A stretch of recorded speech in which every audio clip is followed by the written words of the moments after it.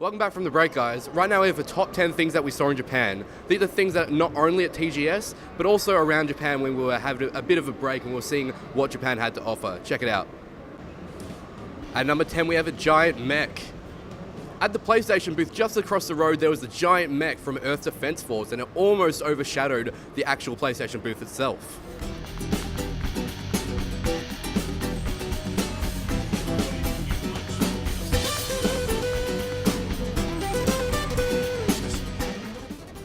At number 9, in Ginza, Tokyo, we found a guy who'd been waiting for the iPhone 6 for 2 weeks. Now that's some dedication. My name is Takuya Kajigaya. Very nice to meet you. You're in line just over there. How long have you been waiting for? Since September 9. So days, Yeah. Lots of days. Yeah.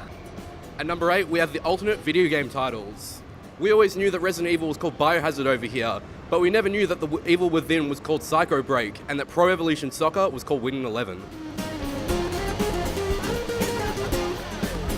What was that soccer game I was talking about? Well, it's actually in Pro Evolution Soccer, otherwise known here as Winning 11. Next up, we have this weird potato head thing that I got a chance to hug, and it was a very special moment in my life.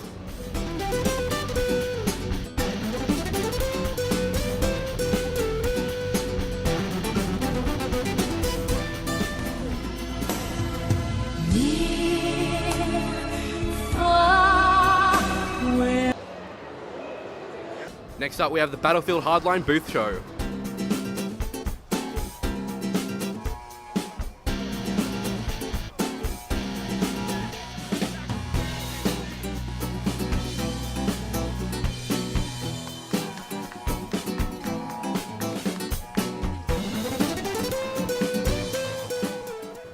And now we have Dragon Age Inquisitions. We never had a chance to play it at E3 or Gamescom, and we finally got to have a look at it at TGS 2014.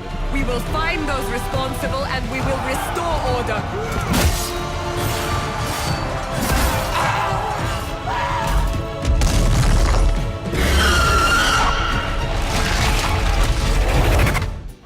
Next up, we have Sunset Overdrive, which we finally got a hands-on with.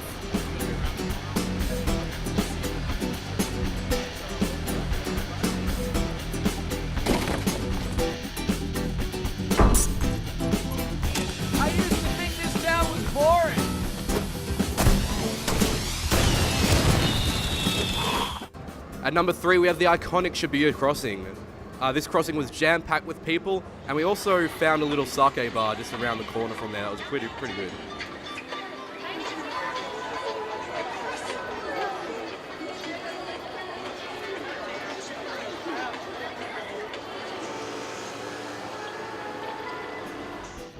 At number 2 was the Konami booth. Their booth at E3 and Gamescom wasn't that good, so it was awesome to see that at TGS 2014 they went all out. They had demonstrations on PT and Metal Gear Solid, and they even had a sheep and a Fulton.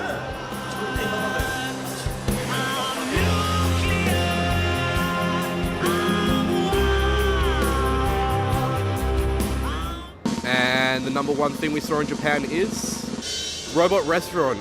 Truly an experience I suggest everyone tries out. The footage you're seeing now probably doesn't give it justice. It's always crazy, it's always loud, it's just an awesome place to be.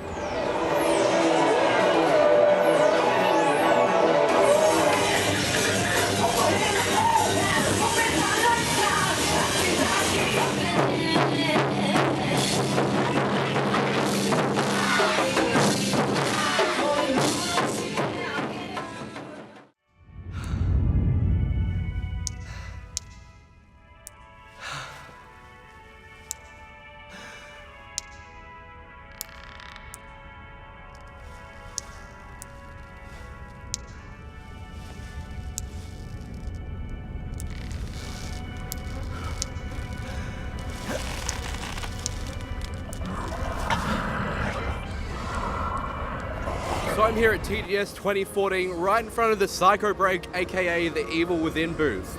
I've actually been able to play it, and I got to play it for an hour, and it's by Shinji Mikami, who you might know from Resident Evil or Devil May Cry or Vanquish, and it definitely has that Resident Evil kind of feel to it. In the start of the demo, we started out in just in the start of a mansion with a young girl being kidnapped by a shadowy figure. He runs through a hallway, and a giant door locks behind him that has 3 locks on it that we need to try and unlock to progress. So we went through, we played a bunch of puzzles. The puzzles in the game are fantastic.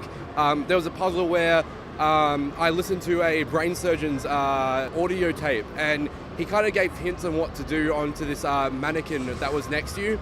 And if you hit the right spot in a brain, it would actually unlock one part of the door for you. So it's definitely got lots of puzzles. It's definitely heavily Resident Evil inspired, but with a bit more kind of combat action. And it's looking actually pretty good.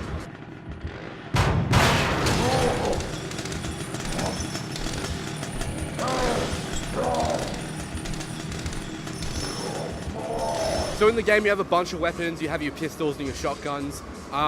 You'll be going from room to room, and you'll have to it's more about avoiding combat in some situations, and sometimes it's more about hiding so people don't see you, and sometimes it's just all out, shoot everyone you can and get away. The guns feel really well, especially the shotgun. And there's a lot of emphasis on actually hiding like underneath beds and in closets, so the ghosts and the kind of zombies or whatever they were, so they can't find you, so you avoid wasting your bullets, which are very precious.